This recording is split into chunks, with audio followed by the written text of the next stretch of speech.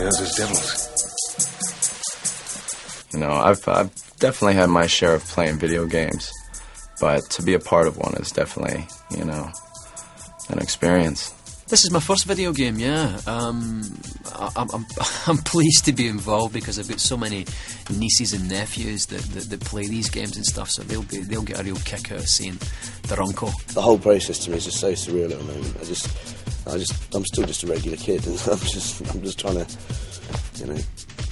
Well, I'm just having a laugh. You know, that's all I'm doing. I'm just trying to enjoy myself. I play Arya. Arya is essentially the courier for what will become Saphira the dragon.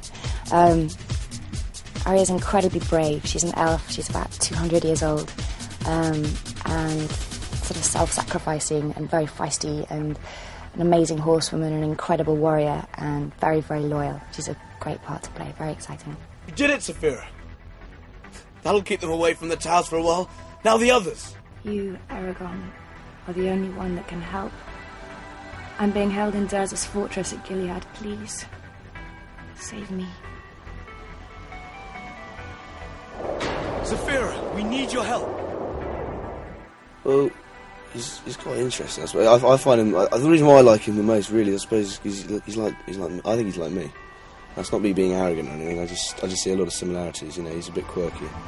You know, like being thrown into being a dragon rider is pretty awesome. Being thrown into making a movie like this is pretty awesome as well. You know, I've been very lucky. I've had, you know, the best experience of my life. I think that was one of the main reasons why I was picked. To be fair, you know, because they saw someone raw and fresh, and that's what Eragon is. He's raw and he's fresh. And they rang me up and they said, "Oh, you know, how would you feel about doing Eragon?" And I was like, well, I'd love to. And they're like, okay, well, you need to go to the airport now.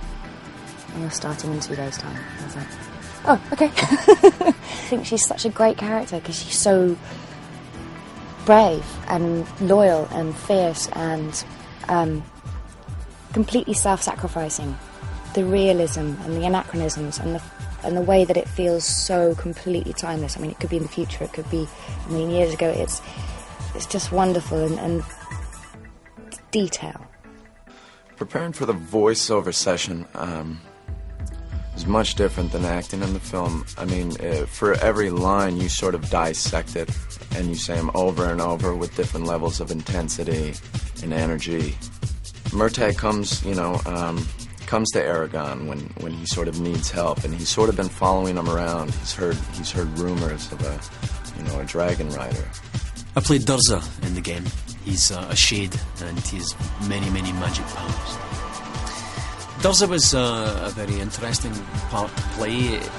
There was many, many ways we could have went with the character. Even just if we start with something as simple as the accent. At first we talked about him being Eastern European, something you say slightly kind of Russian type of tone, because of his name Durza, because of the spells. The ancient spells seemed to kind of contain an ancient language which was kind of similar to Russian to our ears. So we went down that road for a short time, and then we thought, no, British villains are actually the best.